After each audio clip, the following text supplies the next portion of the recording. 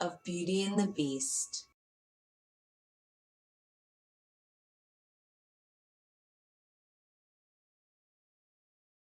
Once upon a time, there was a very rich man who lived with his 3 daughters. The 2 older daughters laughed at anyone who did not dress as well as they did. If the 2 of them were not resting at home, they were out shopping for as many fine dresses and hats as they could carry home. The youngest daughter, Beauty, loved to read. "Your nose is always in a book," her 2 older sisters said. They laughed. "No one will want you. Look at your hair. You look like a servant girl." Beauty did not know why they were so mean to her, but she said nothing. One day the father got some bad news. He had spent all of his money on a ship that he sent out to sea for trade. Now he learned the ship was gone. Everything on it was lost. All at once, the rich father became as poor could be. The family could no longer stay in their big house. The fine house, its fine tables and chairs, and all of their fine things had to be sold. All the father had left was a little hut deep in the woods. So that is where he and his 3 daughters had to move. Living in the hut in the woods was hard work. Each day a fire had to be started, meals cooked, the place cleaned up, the garden tended, and things needed fixing when they broke. Now that the family was poor, you might think the older 2 sisters would help out, but think again. "She looks like such a mess," they said, turning up their noses at Beauty. "She might as well serve us." And so Beauty did all the hard work. The sisters slept late, took naps, and showed up for meals. Then, good news! The father's ship came to shore. "My daughter," said the happy father, "I am going to town. Tell me what fine gifts I can bring back for you." "Bring me the best dress from the best shop in town," said the oldest sister. "I want one just like it," said the middle sister. "And you, Beauty?" he said. "All I want, father," she said, "is a rose." "Can you believe her?" said the eldest sister. "What a fool," said the middle sister, and they both laughed. "Girls," said the father, "if that is what Beauty wants, that is what I will bring for her." The father was on his way home when he thought, "Oh my, I forgot all about the rose for Beauty." All at once the sky turned black. "Dear me, a storm is coming." A moment later, heavy dark rains fell down hard from the sky. Soaking wet, the father saw a blink of light far away. He went closer. Maybe it was a place he could stay for the night. When he got up close, he saw that it was a large palace with candles in all its windows. Very odd, but the front door was open, so the father stepped inside. "Hello," he said, but no answer. There before him was a great feast on a long table. "Hello," he said again, but still no answer. He dared not touch any food on the table. The father sat down in front of the fire to warm himself. He waited, but no one came. "I suppose it would be all right if I stayed the night here," said the father. "And maybe just one bite." He took a quick bite from the feast. Then he found a bedroom and fell fast asleep. The next morning the table was laid again, but this time with breakfast. Again, most odd, no one was there. "I suppose I should leave now," said the father. On the way out, he passed a beautiful rose garden. "Ah, I was supposed to bring Beauty a rose," he remembered. "I will take just one," and he picked a rose for Beauty. Just then, a loud stomp came up from behind him. Roared a voice, "You took my rose!" The father spun around. There before him was an awful, huge monster. I'm sorry," he said. "I didn't know."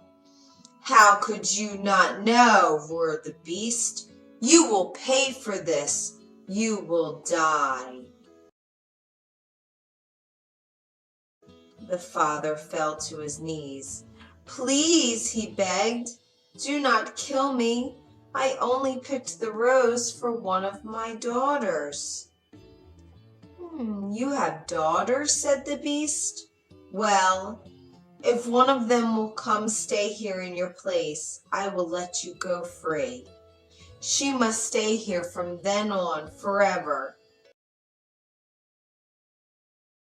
In 3 months, if none of them will come in your place, you must return and take your punishment."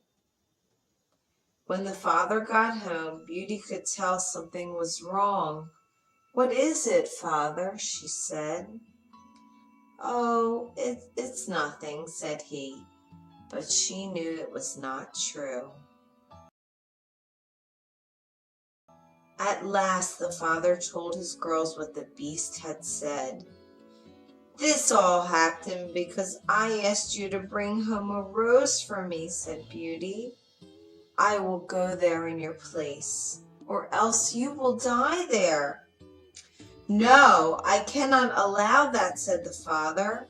"I am old. I do not have much more time to live. You are young. You must not do this for me." But Beauty would not change her mind. And so 2 days later, the father took Beauty to the palace where the beast lived. "This is your daughter?" said the beast, looking at Beauty. "Yes, I am," she said. "I will stay here for my father. And that means he is free to go. That is what you said."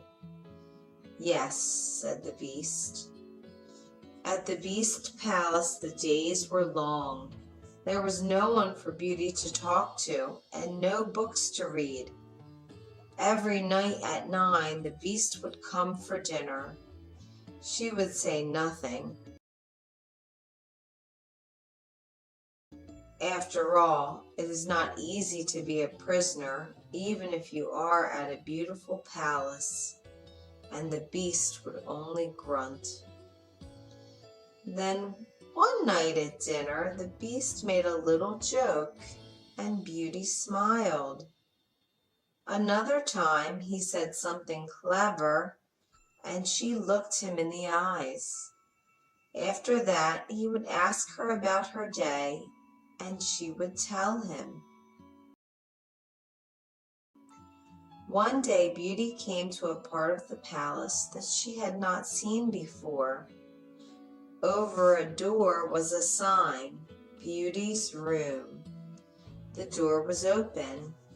Inside the room were shelves of books from the floor to the ceiling.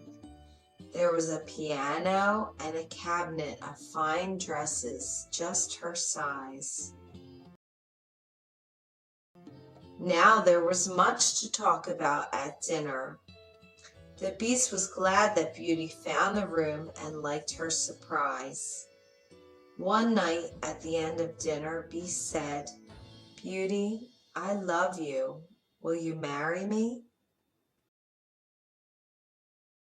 Beauty did not know what to say. "Beast, I have come to like it better here," she said. "Talking to you can be the best part of the day. But please understand, I don't want to marry you." Many times the Beast asked her the same question, and each time Beauty shook her head and said the same thing. One night the Beast said, "Beauty, if you will not marry me, what can I do to make you happy?" "If you must know," she said, "it would be to see my father. I miss him so much." The next night the Beast gave Beauty two magical gifts, a mirror and a ring. "If you want to see your father," he said, "just ask the magic mirror to take you to him. When you are ready to come back, turn the ring on your finger 3 times. Ask the mirror to bring you back here. But please do not be gone for more than 1 week, for I will die of grief." Beauty was glad to agree. When she got back to her room, she looked in the magic mirror. She asked the mirror to take her to her father, and there he was in bed right before her. Yet he looked so sick, it was as if he may die. Such joy her father felt when he looked up and saw Beauty. For much of what made him sick was knowing that Beauty was stuck in the palace, all because of him. Beauty stayed by her father's bed for many hours. She told him that things were not quite so bad at the Beast's palace. She had all the books she could want to read. She had music to play and many fine dresses to wear. "The Beast is really not so bad," she said, "when you get to know him. He can be good to talk to." Beauty looked around. "Where are my sisters?" "Married," said her father. "Oh, did they marry good men?" she said. "They had money," said the father, "but I do not know if your sisters are happy." For the eldest sister had married a handsome man who thought of no one but himself. And the middle sister had married a man who was very clever, but he used his sharp wit to hurt everyone around him, and most of all his wife.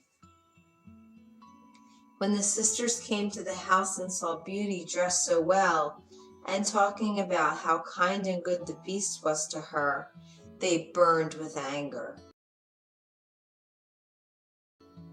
Beauty told them she must stay no more than 1 week, and the 2 sisters came up with a plan. The sisters petted Beauty and said such nice things to her that they had never said before. When she told them that she must go soon, they cried. They said she must not leave.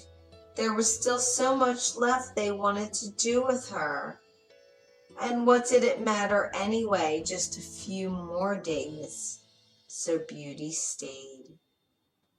One night she had a dream about the Beast.